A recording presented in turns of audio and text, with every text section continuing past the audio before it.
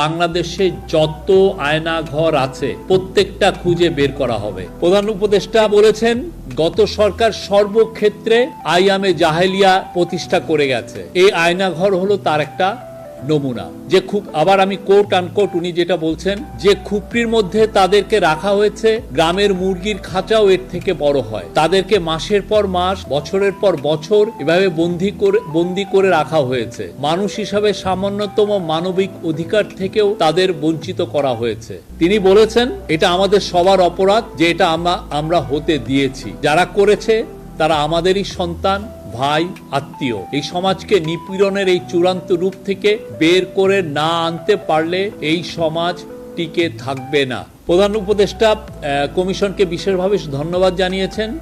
উনি বলেছেন যে তারা কোদাল হাতে দেয়াল ভেঙে এইসব টর্চার সেল আবিষ্কার করেছে। গুম কমিশনের রিপোর্ট জাতির জন্য একটা বড় ডকুমেন্ট। এটা অবশ্য পাঠ্য হিসাবে সবাইকে পড়তে হবে। যারা এর সঙ্গে জড়িত অবশ্যই তাদের বিচার করতে হবে, তা না হলে আমরা নিষ্কৃতি পাবো না। আপনারা জানেন কিছুদিন আগে একটা রিপোর্ট হয়েছিল যে আয়নাঘরে ভিজিট হচ্ছে না, কিন্তু আপনারা দেখলেন তো আমরা প্রত্যেকটা ঢাকা যতগুলো আয়নাঘর আছে সবগুলোতেই বিশিষ্ট যেগুলো সেগুলো ভিজিট হয়েছে।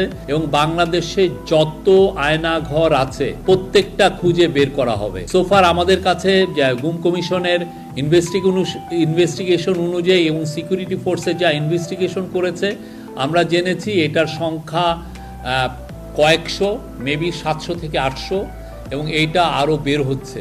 এবং এটা বোঝা যাচ্ছে যে এটা শুধুমাত্র ঢাকায় কনসেন্ট্রেট ছিল না, প্রত্যন্ত অঞ্চলেও এরকম অনেক আয়নাঘর ছিল। এবং এটার সত্যিকার অর্থে আপনার যদি হিউম্যান রাইটস ওয়াচ, যেটা নিউ ইয়র্ক বেস একটা টপ হিউম্যান রাইটস অর্গানাইজেশন, তাদের যদি রিপোর্ট পড়েন সেখানে স্পষ্ট লেখা আছে, তাদেরকে সিকিউরিটি ফোর্সের অফিসাররা বলেছেন যে এই গুম এবং খুনের সাথে পতিত স্বৈরাচার শেখ হাসিনা ছিল, তার অর্ডারে এগুলো হয়েছে বেশিরভাগ।